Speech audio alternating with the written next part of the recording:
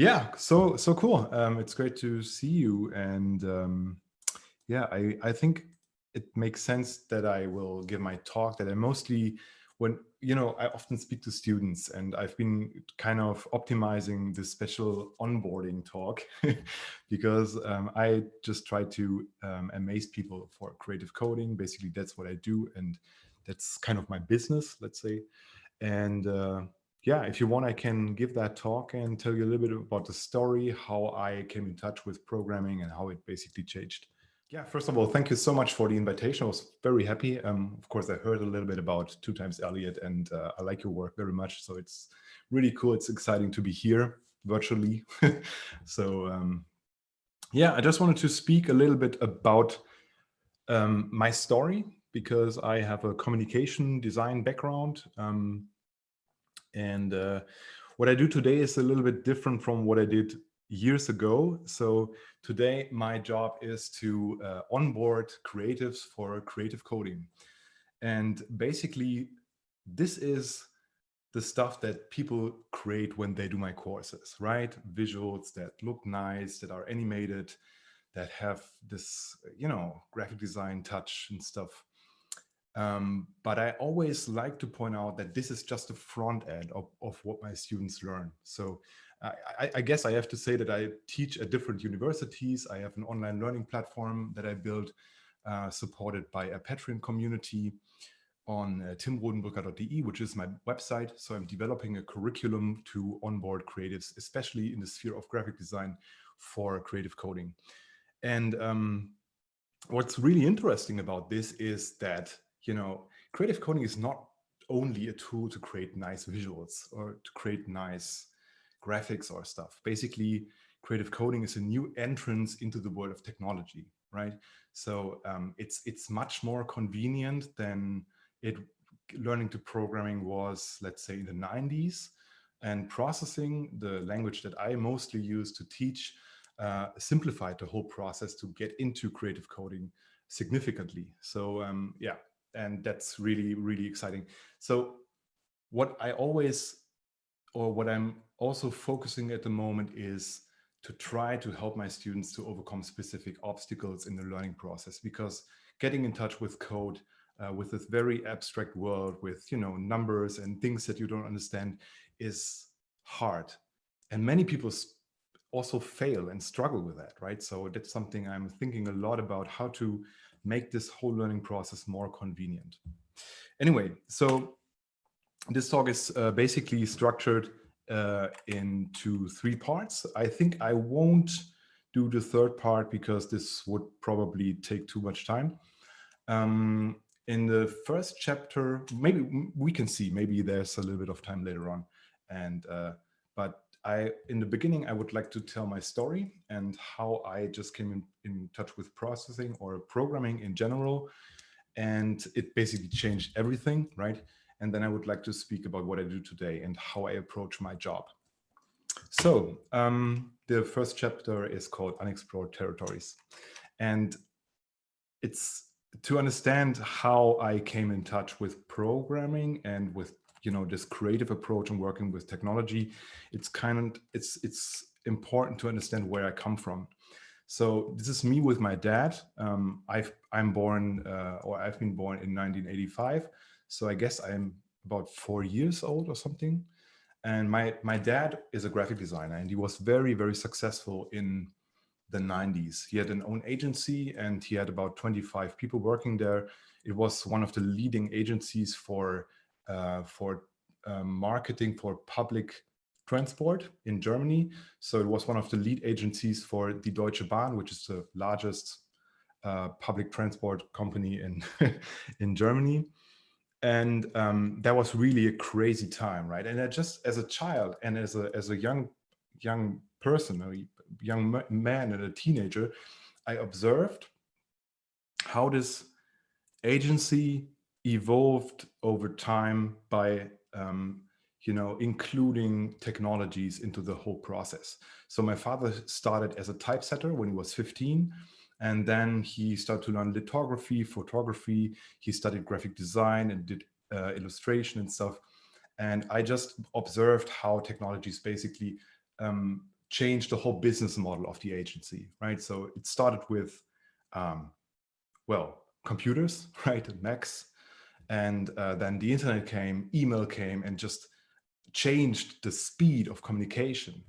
And the web was crazy, right? It was just a disruptive process that just repeated over and over again. And then the printing industry crashed. And unfortunately, at the peak of success of my father, and when this agency was at the top of in a very successful time, we bought a huge building where we wanted this agency to grow inside. And unfortunately, 2002, the company completely crashed because the most important client just jumped off. And this was a catastrophe. So as you can imagine, a company with 25 people here in Paderborn, which is not a big city, right? People came from Berlin to work here, right? So we also had offices in Berlin and Magdeburg in Germany, and the whole company completely crashed because we had one client and we were dependent on it. And I've learned a lot from that, right? I just learned a lot from observing my father and the whole company. And yeah, basically that's me with 17, a young man looking for his way. At that time I was, so I've always been a very creative person. I loved graphic design right from the beginning, but I didn't want to work in an agency. I was kind of traumatized through the experience that this company crashed, right? So because that was a very intense experience for our family. And as you can imagine, probably what it means when a company crashes, right? And you are really in the middle of the whole catastrophe. And I thought, I want to work with people, right? I want to do something social. And I started to work in the social sector for some years, and started to make a professional training. And that's me with 19. That's also a very important picture, I think, because that's me with my bike, and my bike was the thing I used to travel at the time. So every summer I took my bike and I rode to Paris and Amsterdam. And that was kind of a low-tech experience that really shaped how I work today. So today I am very focused on, well, basically this idea of low tech is very, very interesting for my creative approach, but we will speak about that later on. And then I discovered photography, right? So I started to experiment with photos, and I did thousands of images and photos and posted them also to some platforms on the internet. This is the only photo, I think, or this is the most valuable photo for me, which documents how I evolved over time, because it basically, let's say, embodies this notion of reduction, right?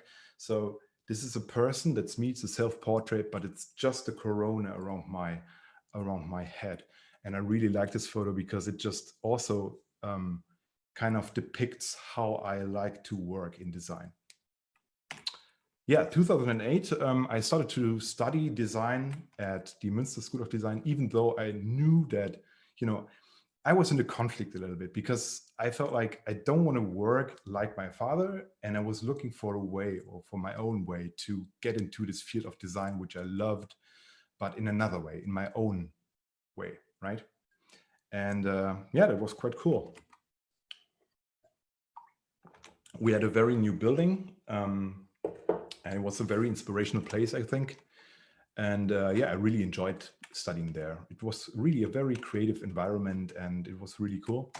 And I also made a semester abroad in Lisbon, which was extremely, just shaped my whole experience of studying. And yeah, and I also have to say, because that's important for the story later on, I am a musician. I always made electronic music. And that's basically my little studio in my room in Münster, where I studied. So basically, I just needed my computer, a little keyboard, and I was able to compose music, right? That was something I did since I was 15. And in that time, I was really doing a lot of also live gigs. That's my band project in Newvik. I think this photo is from 2010. And on the left, that's me with my keyboard. And on the right, that's Jacques. He's now, interestingly, he's now a doctor in France, which is quite cool. Anyway, so while studying, I was working as a tutor in the class for elementary design by Lothar Schöneck. And there I experienced that I love teaching, right? So that was a very, very important phase. I worked 1 year in this class. We had too many students. Sometimes I had to do the lectures by myself because we split the group and stuff, and I had very, very much responsibility for the whole thing. And I loved that. So from that moment, I knew, okay, I want to do design, but I also want to do teaching. And yeah, that's basically what I do today. And but when the studies were over, I went back to Paderborn, which is the city where I still live. It's a small city. No, it's not so small. We have about 160,000 people living here. And yeah, so my father was founding a new company. It is a furniture brand for offices, right? And he asked me to do the digital marketing. To be honest, I was not super excited about that. So, but I felt I wanted to give something back, and I thought, okay, it's quite cool to maybe build something together with him, but I was not so excited about it. So also because I didn't really want to go back to my hometown, but you know, I cope with it. So by making a lot of music. So music at that time, I earned my first money. I was able to buy some synthesizers, hardware, and yeah, that was quite cool. So I started to play gigs, live gigs with electronic music. And in my studies, I was also making some, music videos for my own sound. And anyway, I just missed this visual layer for my music, right? And one day, by accident, I met this guy, Patrick Hübner, right? So I guess he's my best friend here, right? So we are very, very close friends. So I met him by accident here in the city. He was also a designer working in an e-commerce company, very successful, working on basically planning large online shop projects by himself. And he was also super bored of his job. So we were two designers, two creatives, and we were super bored. But Patrick is also a very good programmer, right? So he started programming at 12. And I thought, okay, why don't we do something together? Let's think about it. And we came up with the idea that he could create the visuals for my music, for my live show. Okay. Yeah. And then, maybe you know that book, Generative Design. I think it has been released 2009 in the Verlag Hermann Schmidt in Germany, but it's also available in English and I think Chinese. And this is a foundational work for creative coding and creative coding and generative design. So yeah, I showed that book to Patrick and he was completely hooked by it. So I don't know if you know processing. So this book teaches or shows graphics that has been created with processing. Processing is a perfect foundational, or it's a wonderful software to get started with programming. It simplifies the whole process of creating visuals. It hides all the complexity from you and helps you to just get some great results in a very, very quick, or in just a short time. And this basically processing also revolutionized the accessibility to those technologies, because before it was also possible to create visuals with code, but you had to write so much code to get something visual onto the screen, right? And processing just made it possible to create visuals that have about 100 lines of code and have so many abilities and so many possibilities. So yeah. So processing now is, by the way, 20 years old, and I'm hosting the Processing Community Day on Saturday. So if you'd like to join the live stream, don't hesitate to check out my website and get the information you need to join the live stream. Okay. Yeah. So let's move on in the story. So the cool thing about it is, and sorry, it looks like my presentation software here has this little glitch. The cool thing about using processing to create visuals for electronic music is that you can write software that reacts to the music, right? So Patrick didn't just create videos, he created a system or a software that kind of takes the whole music and turns it into something that is projected onto the back of the stage. And that was really, really nice. So this is the video of our first gig. I guess I can't play any sound here, but yeah, that was a very, very small shop in Paderborn, right? About 10 people in the audience, but everybody completely freaked out, right? I was playing some techno music, and there are these visuals that really reacted to the music, and it was a magical combination. That was awesome. I really love to think back to that days. And yeah, later on, we started to create some videos to promote our project. And yeah, this is basically how it looked around 2014 or 13 or 14. I'm not really sure. But yeah, we just engaged a videographer, and he made this video of us. That's me in front of my setup. And by the way, the music was completely improvised. I had no computer on stage, and just used some very, very rudimentary material and tools to create improvised electronic music. Yeah, and to be honest, I don't want to. People freaked out when we did that, so that was really, really amazing. But speaking about generative design, the coolest part of it here, and the most interesting part for you, I guess, is that there's a secret pattern that exists in this world of generative design. So Patrick wrote a software, right? He wrote a software that converted the music into visuals. So he took the music from the stage and converted it to visuals, right? This is a magical formula, right? This is a very, very powerful formula. Input, output. You take some data and convert that data into something visual or something tangible, or I don't know, right? So you can literally convert anything, any kind of data, into any kind of medium. So this is the input-output mind map that I've created back in the days, and to just visualize what's possible. And I mean, this is not complete in any way, right? This is just, you could take two dart arrows and drop them onto that mind map to generate project ideas. And this is what hooked me for generative design and creative coding in the beginning. So you could take your favorite book. I don't know what kind of books you like to read, but let's say, or you could take, Harry Potter and create a chair out of it, right? You can write an algorithm that converts that book into a chair. So that means that this chair inherits the story. That's magical. You can take finance data and transform it into a sculpture, or a film into a poster.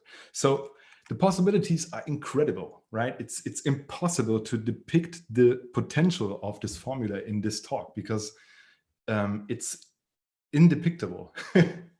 So yeah, and this really, really hooked me in that time.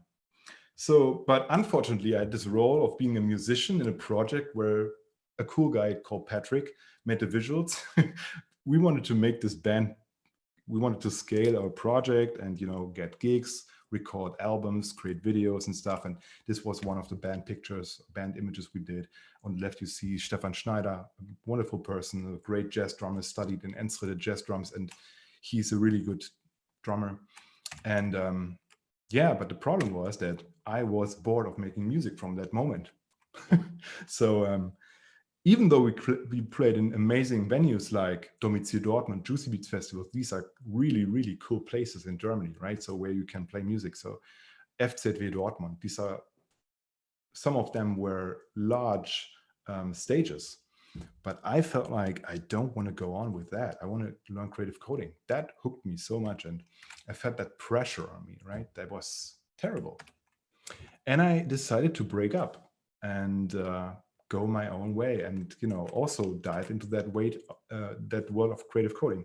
As you can imagine, those friends were totally disappointed and very, very angry to me, but I was able to convince them that what's the problem, and that I really have to do that. And I was able to and get together with Patrick again, and we basically restarted the whole thing. So what we did is we rented a cabin in the woods and did something that we today call coding in the woods. We rented this cabin for 7 days and took our laptops there and he taught me how to code with processing. So that was, I'm telling you that because, you know, since a few years, I teach creative coding in universities for graphic designers, and I do workshops in international venues. And today I know that it's necessary, if you want to dive into that world, you need something like a kickoff event, something like a week, or, you know, something like an environment where you're not distracted, where you can focus on that stuff. That's very important. It's like, you know, I often compare this in my teaching with climbing over a wall. And that was, you know, coding in the woods was my climbing over the wall experience. So that's us, Patrick, Lucas, and me in front of this cabin, and it was a magical time, right? I started to create these complex visuals right just after 1 week of practice, and I just created a Tumblr blog and posted my stuff. And interestingly, people seem to like it, right? They shared it. I was gaining lots of followers and stuff, and those visuals were popping up at Pinterest and on special blogs and stuff. That was really, really cool. So these are the very, very first experiments that I did. And that's my blog. By the way, it's still online. You can go there. The address is trcreativecoding.tumblr.com. And yeah, it's kind of broken because I think Yahoo acquired Tumblr, and it just did some strange stuff with the system. I don't know, but it's still online. And yeah, and that was my most favorite, or my most let's say successful GIF. It was reblogged by some art blogs, and that was really a cool moment when I saw, okay, people seem to be interested in my work, right?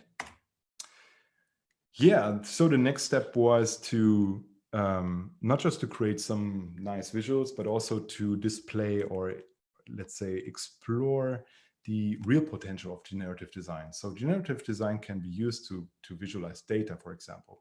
And that's what I did in my first data visualization project, the Bach project. So I'm a musician, as I told you, and I play piano sometimes, right? So that's me in front of on this nice grand piano. And I took the music of the prelude in C just by interest, converted it into data, and used that data to create some visuals out of it. So in a rudimentary way, right? So by the way, these are just mock-ups. So I didn't have an exhibition. I was just, you know, thinking about how can I stage that kind of graphics.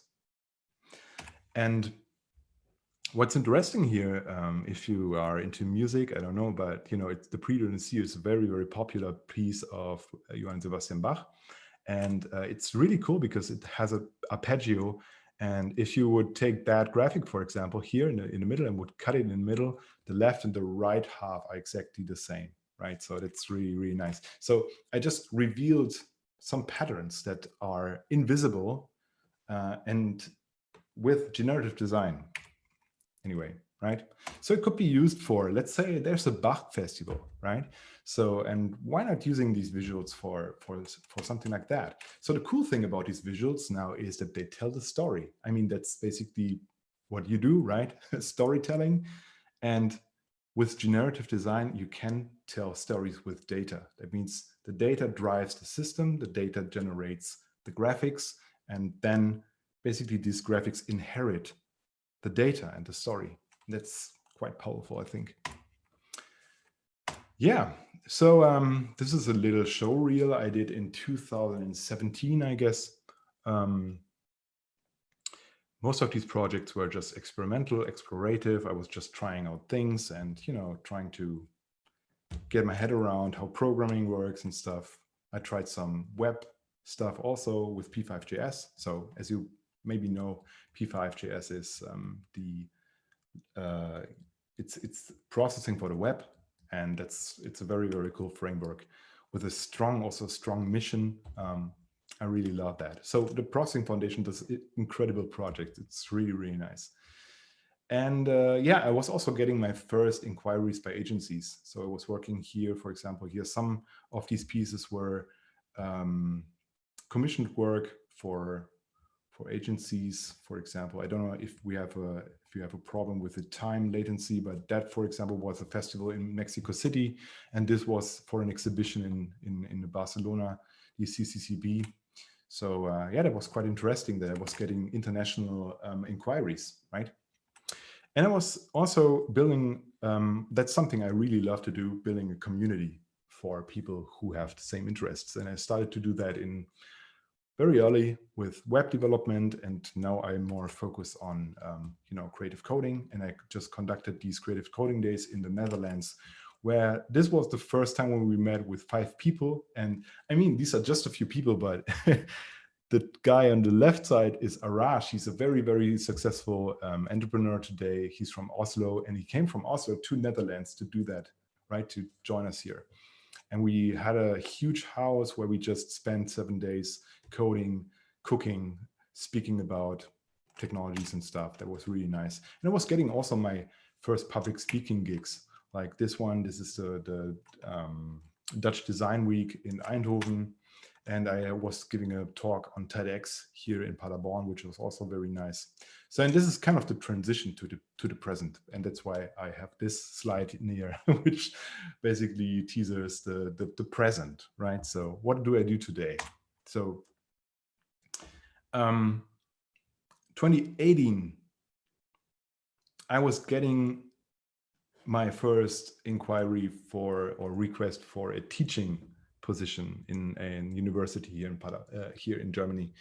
And as I already told you in the beginning, that's basically what I wanted to do for a long time. So that's basically, yeah, that was something I was looking for. And the course I gave, ich gebe gerade einen Vortrag. Sorry, I guess you have to cut this out. I don't know. Yeah, so the first teaching commission I was getting was for the Hochschule Rhein-Waal, and they asked me to teach creative coding to graphic designers, right, to graphic design students. And I was thinking quite a long time about how can I do that? Because I remembered that the first course, or the processing course, back in the days when I studied in Münster, was super boring. Everybody was super, annoyed, and they didn't really, it didn't really work. So I thought quite a long time about how can I get these communications design students to get excited for creative coding. And I developed this concept, or this course idea, that I call programming posters. So programming posters was a project that I've been working on for a few weeks. So I basically tried to create poster motifs with processing. And yeah, that was very interesting, right? So that was a very, very interesting project. And it basically showed the students what could be possible if they start to learn coding. So yeah, that was really exciting. And I still love to see these these poster motifs. And yeah, I mean, at that time, that was still the very beginning of my learning, of my path as a creative coder.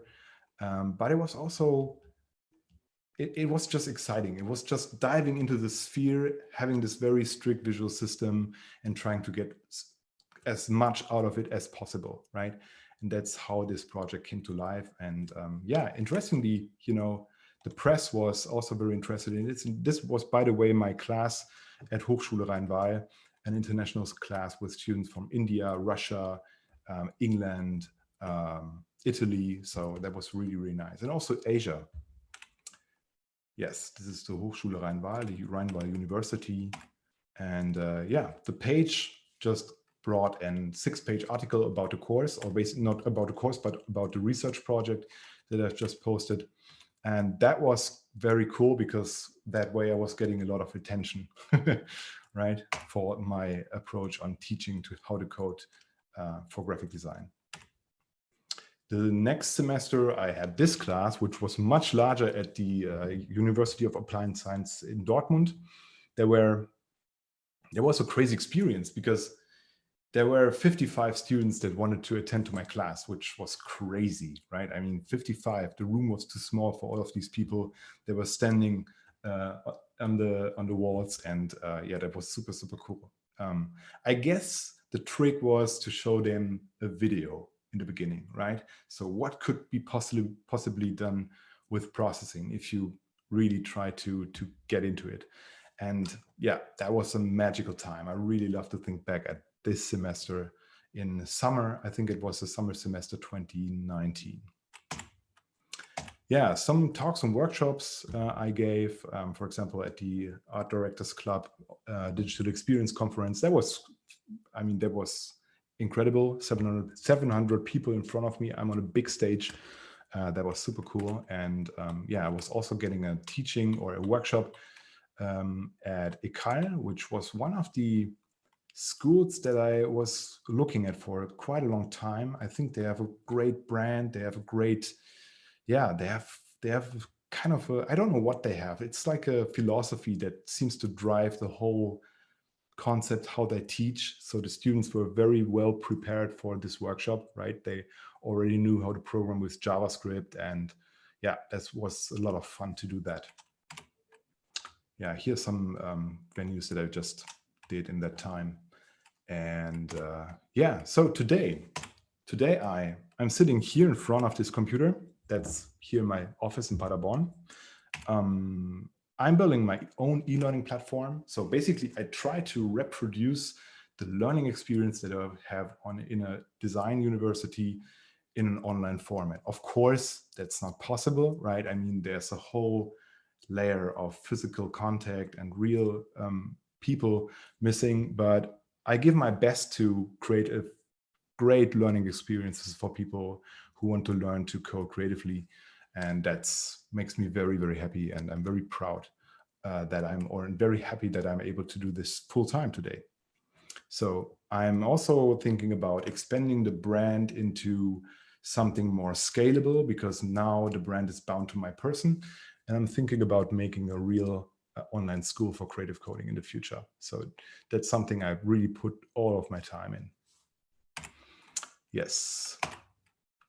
Yeah, and this is how my students see me mostly, right? So I'm standing in front of the camera, explaining stuff and processing. And yeah, we do these meetups sometimes, which is really, really nice. We had amazing guests already, Studio Dunbar from Amsterdam, and Vera van der Sijp, who's a fantastic generative designer and educator. You really should check her out. She's great. Justin Lincoln, who is the creator of the FY Processing Tumblr. Back in the days, around 2015, it was the place for me where I was super proud to be featured on. We also had, you know, a super international group from places all around the world. There's also creative director of one of the largest newspapers in Great Britain.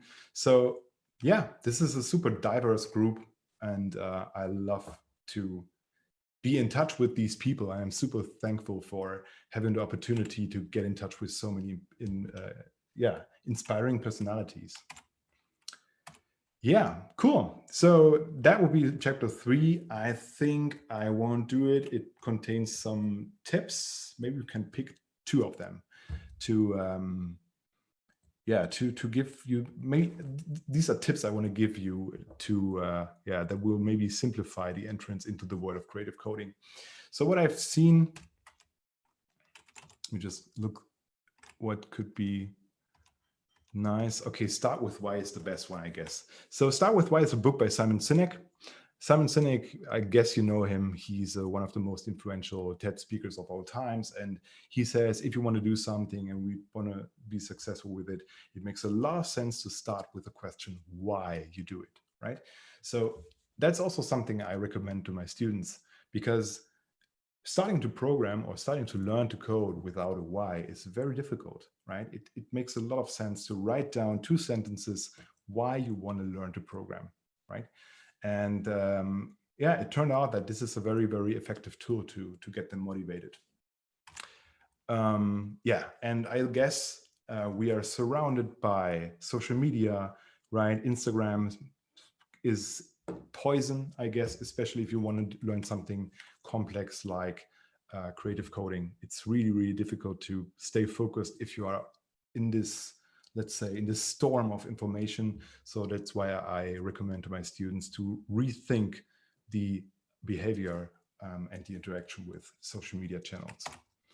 And sharing work, that's what I also said when I, a few moments ago when I spoke about my Tumblr, is extremely empowering because you get feedback, right? And you also expose your work to the public. And that's something I found extremely valuable. Even though I was super, I felt not convenient with sharing my work in the beginning, it started to be fun and to be enjoyable after a few months. And yeah, so I think it's very, very good to put your work out there, show it to the world, get feedback, and also connect with people through your work, right? Yeah, cool. So some more tips. Learning the basics, maybe the last one. Learning the basics is extremely helpful. And with learning the basics, I mean, when you start learning processing, you will one day, you will find the contribution manager. And the contribution manager is a huge directory of libraries that you can add to your processing sketches. That's where it's going very, very complex, right? I always recommend my students to stay in the very, very convenient space of the basics for at least 2 years, right? Learning about functions, about loops, about conditional statements, about maybe object-oriented programming is much easier when you don't expose yourself to too complex technologies. Yes, cool. Thank you very much. 2 times Elliot. It was great to be here, and peace. Hope to see you soon. All the best. If you have questions, let me know. Cool. Thank you, Tim. Thank you. Thank you so much. Sure. Yeah, that was really great.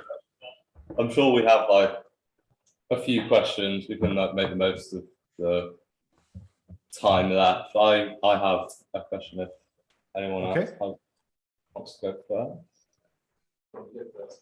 Yeah. I was interested in knowing like when you were studying and kind of before being introduced to like the world of programming. And I think it's obviously programming and coding being predominantly used within digital outputs.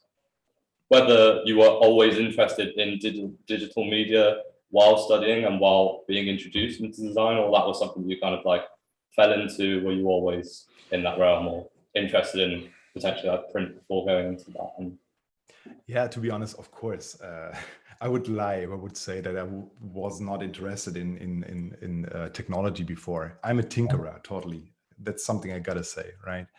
And the truth is that unfortunately, some people are not really tinkerers, right? I think you can explore or discover your own tinkerer personality through coding. Yeah, but I was already a tinkerer, and in creative coding, I just found a space that I can dive into so deep and it will never end. And that's something I love about it, because it's infinite, right? You can really go in there and you can always explore your whole life. You can explore things in there that have never been there before. And that's something I really like. Cool. Yeah. Cool. I've got a question, but I actually don't know how to ask it. How much, when you're working, can you hear me, by the way? I can hear you, yeah. It's a little bit distorted, but it's okay, yeah. When you're working, predominantly,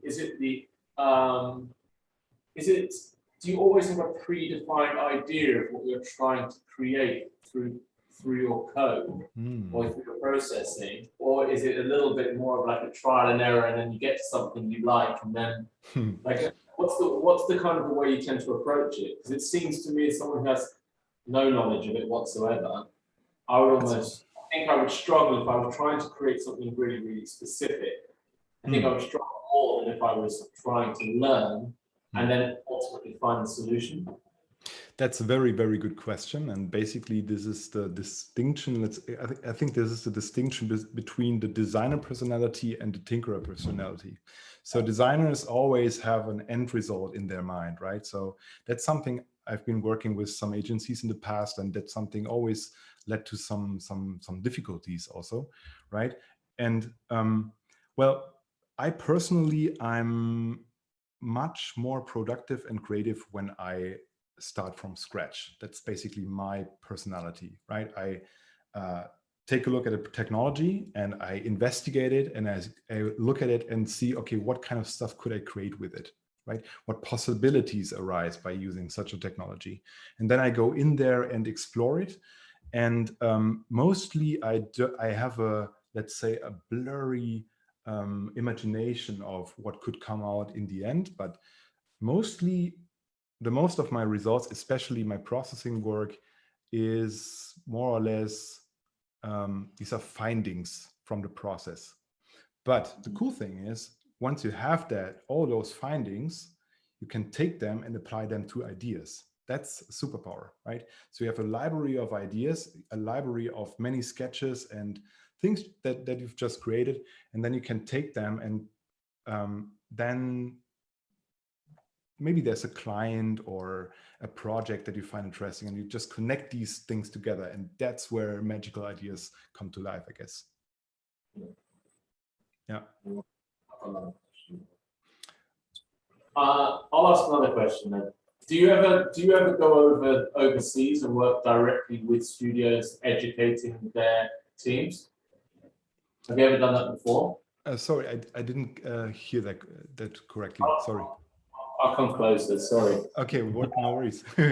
Yeah. You said that you're interested in starting a school. Mm-hmm. Have you ever worked in the capacity where you've gone in to a design studio and worked to teach their team like the foundations or the basics or the principles of using kind of processing? Because I know some of the guys here have done some of your Patreon tutorials. Nice. Raise your hands, please. That's so cool. I would love to see you in one of my meetups. So, well, we can get you to judge the quality of their outputs. Let's not do that. No? Do you struggle with learning processing? Yeah, it's fun though. Fun, satisfying when it works, frustrating when it doesn't. Yeah, I know what you mean. So that's a problem, right? I want to be honest. It's not easy. But you can do it, I'm very sure. So I did it as well, and many of my students also did it, who in the beginning thought it's impossible to learn that. Yeah. But to answer your question, I tried that once. So I tried to do a workshop to a company a few years ago, where I tried to onboard them in a 3 days workshop. But to be honest, it's not possible. I think it's not possible, because you need a lot of technical knowledge that you have to kind of consume over a period of a few weeks, I guess. It has to be internalized. Otherwise, it doesn't make any sense to work creatively with a technology that you don't understand, right? So you have to get yourself into that technology before. Otherwise, I mean, to be honest, I get lots of inquiries and requests for that. And I would love to deliver a great solution, but I think maybe I have to rework my workshop concepts, but I feel like at the moment, I don't feel that convenient with something like that, because it's like selling something that I cannot really deliver, right? You need some time, and you need some, look, that's very cool. There's an educator from Roskilde. He's a good friend of mine, Stig Möller-Hansen. He wrote a doctoral thesis on the learning process of creative coding for graphic designers. By the way, it's free. You can download it. It's an amazing document, and everything, all the obstacles are described in there. And he says, or he quotes another researcher, and it says, learning to code is a threshold concept. That means that until you reach a specific point in the learning process, it's super hard. It's super inconvenient. You've got this white code editor or black code editor, whatever, and it doesn't tell you what to type in there, right? You have to you have to find all these methods and functions by yourself. It's very hard. It's rough. But once you just reach that point, and I compare this with climbing a wall, right? Then you see the sacred land because you're standing on top of this wall, right? That's the moment when when everything starts to make sense. And that's what I try to achieve in my teaching, even though it's very hard, but yeah, it's really cool. And to be honest, I get many inquiries by agencies. So since I am doing creative coding, and as you maybe know, if you know my website, I don't offer any services as a creative coder. I don't offer service. I don't have many projects on there that communicate that I am let's say a service freelancer for agencies, but I get requests every week from international agencies asking me to work for them, right? So it's crazy, right? Creative coding is so demanded. And that's also worth, or a reason why it's worth to learn it, because yeah, it's just they are just desperately trying to get creative coders, and yeah, that's quite cool. What's next, Tim? Next? Yeah. Next. So I've got many things in the pipeline, to be honest. At the moment, I'm organizing the Processing Community Day. I've been contacted by Casey Rias in person, which is crazy. He's the founder of Processing, or the developer of Processing. And he asked me to do this. It was like, I was starstruck. So I want to build my community. I want to build a stable community. I want to build an e-learning platform, or basically I already did that, but I want to make this a real company. That's what's next, I guess. Cool. Amazing. Cool. When are you live? You said earlier you were doing a live session. When is it? Sorry, I didn't understand that.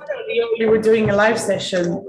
You mentioned that earlier. The processing one. Live streams. Live streams. When is it? Okay, so the live stream of the Processing Community Day is on Saturday, starting around, I can share my screen, then you can see it. Let's go to my website. So by the way, I also coded this presentation. I didn't use Keynote, it's a website. And to be honest, that was so inconvenient, that was crazy, so much work to put some text onto it. So good. Yeah. So here, this is the post, right, on my feed. Processing Community Day. We've got some amazing guests. Also, my best friend Patrick Hübner, who's, by the way, now specialized in working for agencies as a generative designer. So if you have any commissions, I would definitely get in touch with him, because he has a portfolio of. He also worked for huge clients and has a lot of experience. So Sander Sturing is also joining us, who is let's say, the chief creative coder of Studio Dumbar. Do you know Studio Dumbar? Yes. Yeah. Okay, cool. Vera van der Sijp, I already mentioned her. She's an amazing, inspirational person doing creative coding, teaching at KLBK in Den Haag. Martin Lorenz, also a very close friend of mine. He is the author of the book Flexible Visual Systems, which is going to be released next month. He's a doctor in graphic design, which is crazy, right? I think of that. Doctor in graphic design. He has written his doctoral thesis about flexible visual systems in Barcelona, and now released. His book is going to be amazing, I guess. And Patrick, my colleague and friend, we are walking through the forest every week twice, and Casey Rias. Casey's going to do a Q&A session, so we will be speaking a little bit about the future steps in processing, and this is also going to be very exciting, I guess. It starts at 4:30 p.m. What time is it in London now? I think it's 7. It's 6 o'clock. Yeah. So I always have difficulties with recalculating the time. So as you know, I'm so sorry, by the way, for missing the last slot. That was so that's never happened to me before. Sorry. Yeah, join us. I mean, that would be amazing. And but also the videos will be shared on my YouTube channel. And yeah, it would be amazing to see some of your faces there.